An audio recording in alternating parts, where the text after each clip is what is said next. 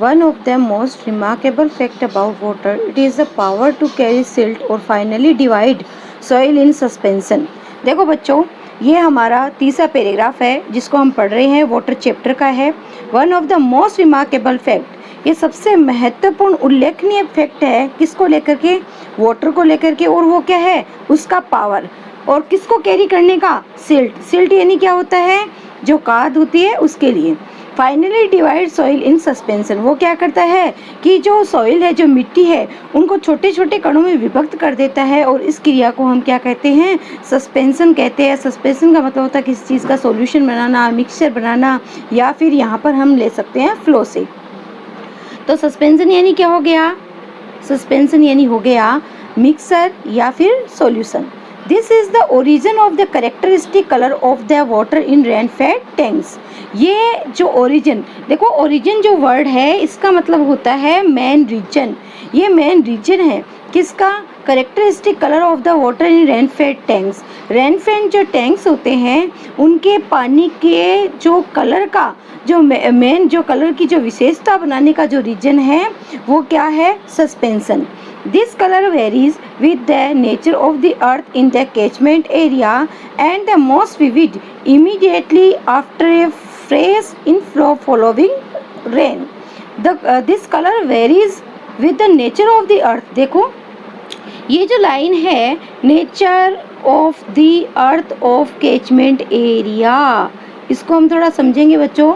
देखो this colour varies with the nature of the earth in catchment area, कि ये जो कलर है वह डिपेंड करता है किस पर? कि जो कैचमेंट एरिया होता है, कैचमेंट एरिया का मतलब होता है जल ग्रहण करने का जो क्षेत्र होता है, वहाँ की जो अर्थ होती है, अर्थ का मतलब यहाँ पर लिया है लैंड से, भूमि से, कि जहाँ पर जो जल ग्रहण करने की जो क्षेत्र होता है, जो कैचमेंट एरिया होता है, वहाँ का जो लैंड होता है, वहाँ की जो भूमि होती है, उसका जो नेचर होता है उसके अकॉर्डिंग ही रेन जो वाटर होता है उसका कलर हो जाता है. And it most vivid immediately after a fresh inflow following rain. और जो पानी आता है, फ्रेश जो पानी आता है बारिश का, जो बारिश होते ही जो पानी आता है वो वास्तव में बड़ा ही विविड यानी होता है चमत्कारी, चटकीला. वह वास्तव में बड़ा चटकीला कलर होता है. वह फ्रेश वाटर जो होता है उसका जो कलर होता है वो ब्राइटनेस लिए होता है, वो चटकीला कलर होता है. Swiftly following water can carry fairly large and heavy particles. देखो यहाँ पर फेयरली का मतलब दिया गया है काफ़ी मात्रा में, लार्ज यानी बहुत ज़्यादा. तो यहाँ पर कह रहा है वो तेज़ी से बहता हुआ जो पानी है वो कैन, यहाँ पर देखो कैपेसिटी बता रहा है किसकी? स्विफ्टली फॉलोइंग वाटर की. जो तेज़ी से बहता हुआ जो पानी है वह क्या कर सकता है? बहुत ज़्यादा भारी मात्रा में और हैवी पार्टिकल्स को अपने साथ बहा करके ले जा सकता है. द फाइनेस्ट पार्टिकल्स, देखो फाइनेस्ट जो यहाँ पर वर्ड दिया गया है इसका मतलब होता है, क्या मतलब होता है कि जो छोटे छोटे जो कण होते हैं मिट्टी के, उसके लिए यूज़ किया गया है कि छोटे छोटे जो मिट्टी के कण हैं, हाउएवर हालांकि remain floating within the liquid in spite of their great density and are carry to distance. तो यहाँ पर वो ये कहना चाह रहा है कि यद्यपि ये जो बारीक बारीक कण होते हैं ये कैसे होते हैं? पानी पे तैरते रहते हैं. तैरने के बावजूद, मतलब ये कहना चाह रहा है कि ये जो छोटे छोटे जो कण होते हैं यद्यपि ये क्या होते हैं? पानी पे तैरते रहते हैं. किसके बावजूद? ये संख्या में बहुत ज़्यादा होते हैं. डेंसिटी का मतलब होता है क्वांटिटी, ग्रेटर यानी बहुत ज़्यादा। तो यद्यपि इनकी क्वांटिटी क्या होती है, बहुत ज़्यादा होती है, इसके बावजूद भी ये छोटे छोटे कण क्या करते हैं, तैरते रहते हैं। कहाँ पर तैरते रहते हैं, पानी पर तैरते रहते हैं। And are carry to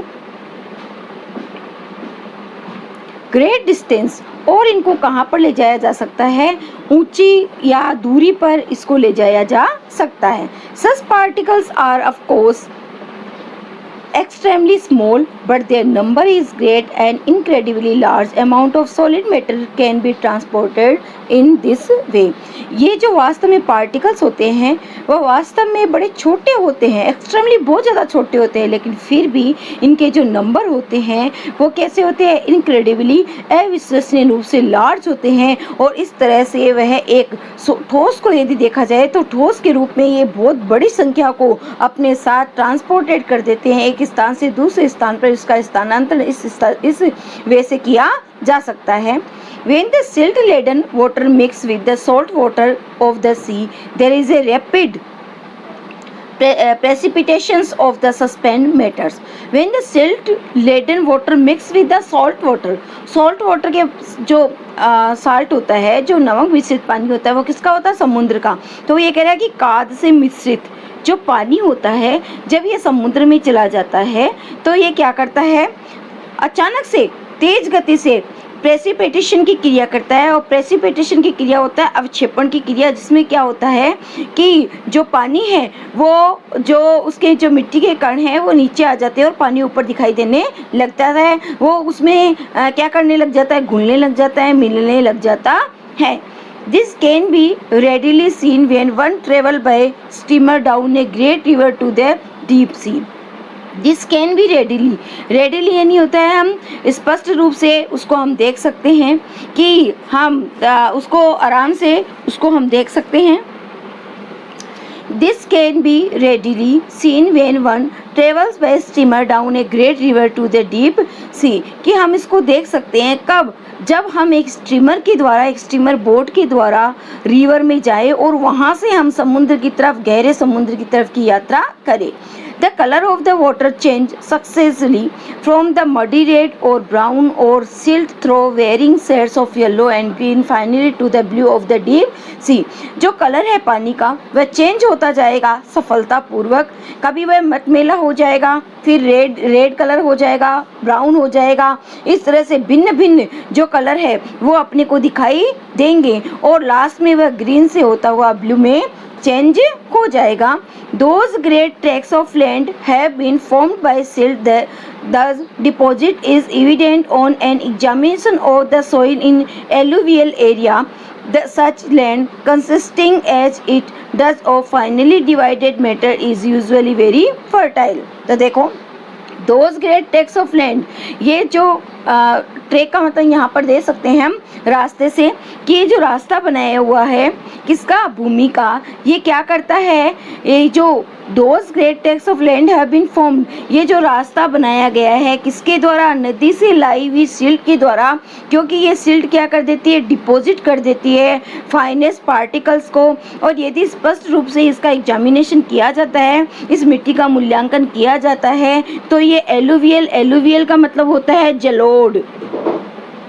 alluvial जो मिट्टी होती है इसका मतलब होता है जलोढ़। तो ये जो मिट्टी है वो कैसी हो जाती है, जलोढ़ मिट्टी हो जाती है। सच लैंड, वास्तव में इस प्रकार की जो भूमि होती है उसमें छोटे छोटे मिट्टी के फाइनली डिवाइड मैटर्स, मिट्टी के छोटे छोटे जो पार्टिकल्स है वो कंसिस्ट हो जाते हैं। और वास्तव में इस प्रकार की जो मिट्टी होती है वो बहुत ज़्यादा उपजाऊ होती है। इस तरह से हमने ये पैराग्राफ पढ़ा बेटा। इस पैराग्राफ में देखो क्या कहा गया है कि पावर के बारे में बताया गया है। वाटर का जो पावर है वो क्या करता है, वो सबसे पहले जैसे ही बारिश होती है तो वो सस्पेंशन की क्रिया करता है। वो सस्पेंशन की का कार्य करके उस पानी के अंदर कलर को बना लेता है। और वो कलर जो है किस पे डिपेंड करता है, the nature of the earth catchment area. Catchment area का जो नेचर होता है उसके अकॉर्डिंग उसका कलर भी हो जाता है। सेकेंड जो इसका स्टेप होता है वो होता है प्रेसिपिटेशन की क्रिया। और प्रेसिपिटेशन की जो क्रिया है हम उसको कब देख सकते हैं, जब हम एक रिवर से समुद्र तक की यात्रा करते हैं तो हमें ये क्रिया आराम से दिखाई देती है और वह जो कलर है वो चेंज होता होता बिल्कुल समुद्र के कलर जैसा हो जाता है। समुद्र के पानी का जो कलर होता है वैसा कलर अपने को दिखाई देने लग जाता है। फिर हमने जो ये पैराग्राफ उसमें सबसे इम्पोर्टेंट लाइन जो पढ़ी थी वो पढ़ी थी कि great tracts of the land have been formed by silt, this deposit is evident in examination of the soil in alluvial area. देखो एलुवियल जो एरिया है वो जलोढ़ मिट्टी के लिए यूज़ किया गया है कि सबसे महत्वपूर्ण जो क्रिया होती है वो ये होती है कि ये जो पार्टिकल्स को डिपॉजिट करती है, ये डिपॉजिट पार्टिकल्स एलुवियल एरिया के रूप में हमारे सामने आते हैं, अर्थात जलोढ़ प्रदेश के रूप में ये हमारे सामने आते हैं। तो अब हम आगे पैराग्राफ की तरफ बढ़ते हैं। ये पैराग्राफ आपको समझ में आ गया होगा। The flow of water has undoubtedly played a great part and a beneficent one in the geological process by which the soil on the earth's surface has been formed from the rocks of its crust। तो देखो the flow of water, पानी का जो flow है वह निसंदेह रूप से क्या कर देता है, played a great part, beneficent। तो देखो the flow of water has undoubtedly, जो पानी का बहाव है वो निस्संदेह एक महत्वपूर्ण रोल अदा करता है, एंड ए बेनिफिशियंट वन, और वह लाभकारी होता है हमारी भौगोलिक जो प्रोसेस है उसके अंदर। किसके द्वारा होता है, by which the soil of the earth surface has been form from the rocks of its crust. क्योंकि ये क्या करता है कि जो मिट्टी होती है उसके मिट्टी जो है अर्थात जो पृथ्वी है उसके सरफेस का निर्माण करता है, और किसके द्वारा करता है, जो चट्टान है उसको कट करके वह उसका निर्माण करता है। द सेम एजेंसी, बिल्कुल इसी माध्यम में, इसी मीडियम में, हाउएवर, हालांकि, अंडर एप्रोप्रिएट कंडीशन, बिल्कुल उचित परिस्थिति में, can also play a destructive part and wash away the soil which is the foundation of all agriculture, and it if allowed to proceed unchecked can have the most disaster effect on the life of country. तो देखिए आगे, however, यद्यपि under the appropriate condition, बिल्कुल इसी उचित अवस्था के अंदर क्या होता है, can also play a destructive का मतलब होता है विनाशकारी। तो देखिए यद्यपि इसी अवस्था के अंदर एक विनाशकारी रोल भी ये अदा करता है और ये मिट्टी को वॉश अवे बहा करके ले जाता है, जो कि क्या होती है, फाउंडेशन होती है किसके लिए, कृषि के लिए। आगे वो ये कह रहे हैं, and if allowed to proceed unchecked can have the most disaster effect on the life of the country. और यदि इसको अनुमति दे दी जाए, इसको चेक्ड नहीं किया जाए, चेक्ड का मतलब होता है नियंत्रण करना और अनचेक्ड का मतलब होता है बिना नियंत्रण के, यदि विदाउट कंट्रोल के यदि छोड़ दिया जाए, उसको इस बहाव को, फ्लो ऑफ वाटर को अनचेक्ड रखा जाए तो क्या होगा, द मोस्ट डिजास्टर का मतलब होता है विनाश, तो बहुत भयंकर विनाश हो जाएगा किस पर, on the life of the country, हमारे देश के जीवन पर। The problem of soil erosion is one of the serious import various countries specially in many parts of India. ये जो प्रॉब्लम है किसकी, मृदा अपरदन की, वह वास्तव में गंभीर समस्या है अन्य देशों के लिए, भिन्न भिन्न देशों के लिए, लेकिन सबसे महत्वपूर्ण जो है वह भारत देश के लिए है। सॉइल इरोजन यानी मृदा अपरदन, वो survey of soil, the condition under which it occurs of and the measures by which it can be checked and deserving of the close study। तो यहाँ पर ये बताया जा रहा है, क्या बताया जा रहा है कि यदि वो ये कह रहा है कि ये जो प्रॉब्लम है किसकी, सोइल इरोजन की, ये जो समस्या है ये हमारे देश के लिए सबसे भयंकर समस्या है।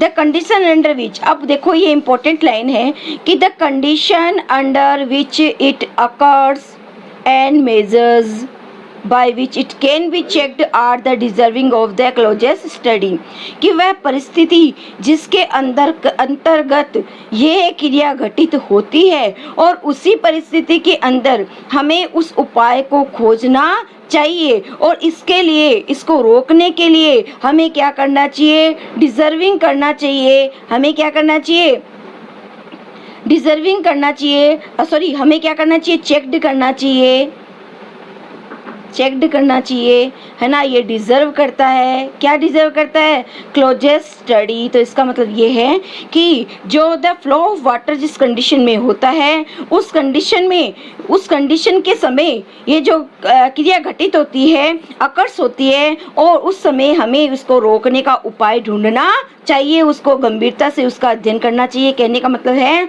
उसका रीजन और उसका उपाय दोनों हमें उसी समय करना चाहिए और उसको गंभीरता से अध्ययन करना चाहिए।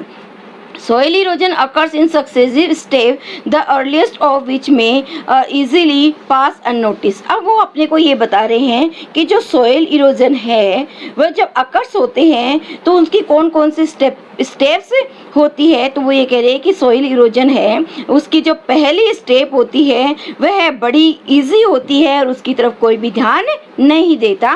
पहली स्टेप में जो सोइल इरोजन होता है वो अननोटिस्ड रहता है, उसकी तरफ कोई भी ध्यान नहीं देता। लेकिन बाद की स्टेप में क्या होता है, in the later stage the cutting up and washing away of the earth is only too painfully apparent in the formation of deep gullies and ravines which make all agriculture impossible. लेकिन बाद की जो stage होती है वास्तव में बड़ी खतरनाक होती है, क्योंकि ये क्या कर देती है, कटिंग अप और वॉशिंग अवे कर देती है अर्थ को, अर्थात मिट्टी को बहा करके ले जाती है। और ये मिट्टी का बहना बड़ा पीड़ादायक होता है। किसके लिए, क्यों होता है पीड़ादायक, क्योंकि ये स्पष्ट रूप से गहरी गहरी खाइयों को और खड्डों को बना देती है, जो किसी भी प्रकार की कृषि के लिए, किसी भी प्रकार की कृषि उस पर हो नहीं सकती है, अर्थात वहाँ पर कृषि करना क्या हो जाता है, असंभव हो जाता है।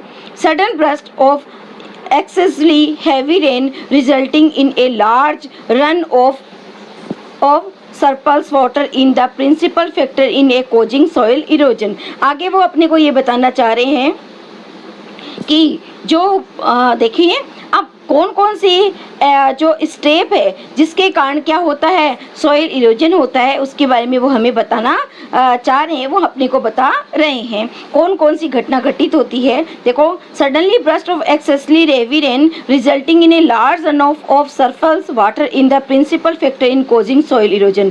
प्रिंसिपल फैक्टर, देखो the principal factor of the causing soil erosion. Soil erosion का जो प्रिंसिपल फैक्टर है वो कौन सा है, वो हमें ये बता रहे हैं कि principal factor in the causing soil erosion का है, क्या है, द जो एक्सेसली बहुत अतिरिक्त मात्रा में जो भारी भरकम बारिश होती है उसके परिणाम स्वरूप जो अतिरिक्त पानी होता है वह बह जाता है, जिसके कारण क्या होता है, सॉइल इरोजन होता है। ये इसका प्रिंसिपल फैक्टर है, किसका, सॉइल इरोजन का, run of surplus water.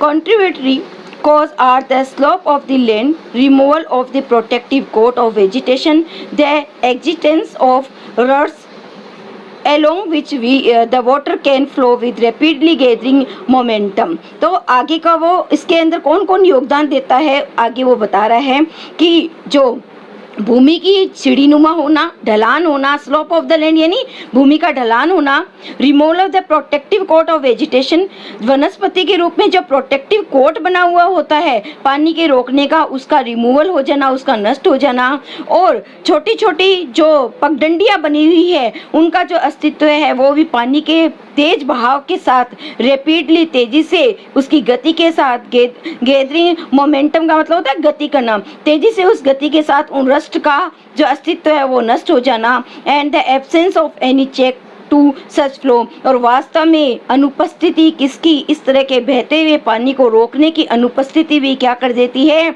Soil erosion का कारण होता है, कॉज होता है। तो यहाँ पर वो अपने को बताना जा रहे हैं कि सॉइल इरोजन का मेन कारण क्या है। मेन कारण हमने देखा है, the principal fact in causing soil erosion is run off the surplus water.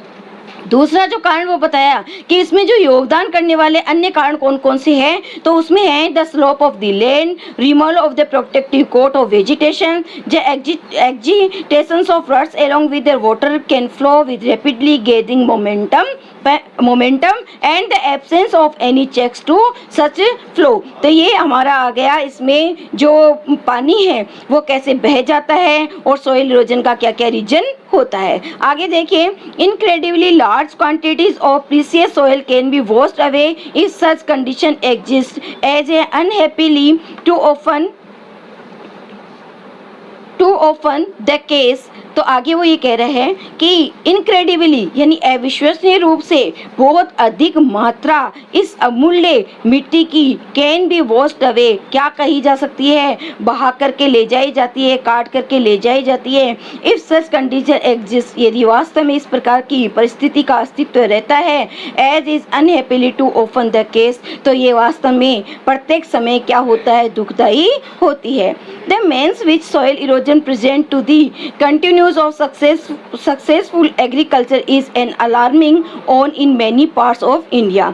इस प्रकार जो the means which soil erosion present to continuous of the successful agriculture, इस प्रकार का जो मृदा अपरदन है वह वास्तव में लगातार एक चुनौती बन चुका है। देखो मेंस का मतलब यहाँ पर मेंस का मतलब यहाँ पर है चुनौती। ये वास्तव में एक प्रकार की चुनौती बन चुकी है, किसके लिए, सफलतापूर्व कृषि के लिए। और ये चेतावनी दे रही है हमारे भारत के प्रत्येक जो पार्ट है जहाँ पर कृषि की जाती है वहाँ पर एक चेतावनी, एक चुनौती है। Calling urgently for attention and the prevention action, हमें क्या करना चाहिए, अर्जेंटली जल्दी से जल्दी उसकी तरफ ध्यान देना चाहिए, उसके रोकने का उपाय खोजना चाहिए। ये तो अपने रीजन हो गए किसके, सॉइल इरोजन के, ये तो अपने रीजन हो गए। अब हम सॉइल इरोजन को चेक्ड कैसे कर सकते हैं, उसको रोक कैसे सकते हैं, उसके बारे में हम पढ़ रहे हैं। आगे देखिए, द ट्रेसिंग, इसको अंडरलाइन करोगे बच्चों कि ये क्या है, मेजर्स है, ये क्या है, मेजर्स है, उपाय है किसका, अपने सॉइल इरोजन को चेक्ड करने का। The tracing of the land, भूमि को समतल करना। द कंस्ट्रक्शन ऑफ बर्न्स का मतलब बांध का निर्माण करना, उसमें to check the flow of water, जिसके द्वारा हम बहते हुए पानी को रोक सके। The practice of counter cultivation, कि हमें समुचित खेती करना। समुचित खेती को समझो बच्चों, क्या होता है कि जहाँ पर जिस प्रकार की भूमि होती है, जिस भूमि का नेचर जैसा होता है उसके अकॉर्डिंग ही एग्रीकल्चर करना, उसी को हम क्या कहते हैं, काउंटर कल्टीवेशन। अर्थात जहाँ पर जैसा एटमॉस्फेयर है, वहाँ की जैसी जलवायु है, उसके अकॉर्डिंग ही यदि हम कृषि करते हैं तो वो काउंटर कल्टीवेशन होती है। And the planting of appropriate types of vegetation are amongst the measures that have been suggested. तो और वो आगे ये कह रहा है कि हमें प्लांटिंग करना चाहिए, पौधारोपण करना चाहिए, एप्रोप्रिएट टाइप्स वेजिटेशन, जिस प्रकार की वेजिटेशन, जिस प्रकार के उचित अवस्था में उनका भ्रमण सस्टेंस हो सकता है, उसी प्रकार हमें क्या कर लेना चाहिए, उसका निर्माण करना चाहिए। इस प्रकार से उपाय यहाँ पर बताए गए हैं। It is obvious that the aim should be to check the flow of water the earliest possible stage before it has acquired an appreciable momentum of corresponding large destructive power। आगे वो ये कह रहा है कि ये स्पष्ट हो गया है कि हमें ये अपना एक उद्देश्य बना लेना चाहिए कि हमें बहते हुए पानी को रोकना है उसी प्रारंभिक अवस्था में, जिस प्रारंभिक अवस्था को पार करके ये क्या कर लेता है, एक एप्रिशिएबल मोमेंटम अर्थात एक उचित गति को प्रदान कर लेता है, and corresponding large destructive power, और इसके बाद इसका परिणाम ये होता है कि ये है चारों तरफ अपने पावर से विनाश कर देता है। इस तरह से देखो ये जो बच्चों, ये जो पैराग्राफ है ये इस चैप्टर का हम कह सकते हैं मेन पैराग्राफ है। क्यों है, देखो यहाँ पर हमें दो चीज़ों के बारे में मेन बताया गया है, रीजन बताया गया है, ओरिजिन बताया गया है, मेन रीजन बताया गया है सॉइल इरोजन का। लेकिन दूसरी तरफ हमें बताया गया है मेजर्स, कि उसके क्या मेजर्स हो सकते हैं, क्या उपाय हो सकते हैं कि हम सॉइल इरोजन को रोक सकें। ये इम्पोर्टेंट पार्ट है, इसको हमने को अच्छे से पढ़ना है। इससे दो क्वेश्चन बनते हैं। पहला क्वेश्चन अपना बनता है रीजन का और दूसरा उसके मेजर्स करने का जो उपाय है उसका। इसलिए मैं समझती हूँ आप लोगों को ये समझ में आ गया होगा, क्योंकि इसमें देखो जो पैराग्राफ है उसमें अपने को बताया गया है कि जो कैसे हमारे लिए ये लाभकारी है और कैसे ये हार्मफुल है। फिर अपने को बताया गया है कि जो run off the surface water है, अतिरिक्त बहता हुआ जो पानी है वो क्या कर सकता है, सॉइल इरोजन को क्रिएट कर सकता है। और उसके जो स्टेप है वो भी अपने को बताया गया है। उसके बाद ये बताया गया है कि हमें अप्रोप्रिएट कंडीशन में क्या करना चाहिए, उसका उपाय करना चाहिए, उसको रोकने का क्या क्या उपाय है उसके बारे में हमें बताया गया है। मैं आशा करती हूँ कि ये पैराग्राफ आपको अच्छे से समझ में आ गया होगा। नहीं समझ में आए तो आप कमेंट बॉक्स में लिख करके पूछ सकते हो। Thank you.